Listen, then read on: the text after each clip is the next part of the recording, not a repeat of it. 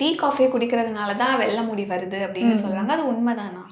ஒரு சிலருக்கு இது உண்மைனே சொல்லிடலாம். ஓகே. மார்னிங் எம்ப்டி ஸ்டொமக்லேயே காஃபி குடிப்பாங்க, இல்லை டீ ஹேபிட் இருக்கும்.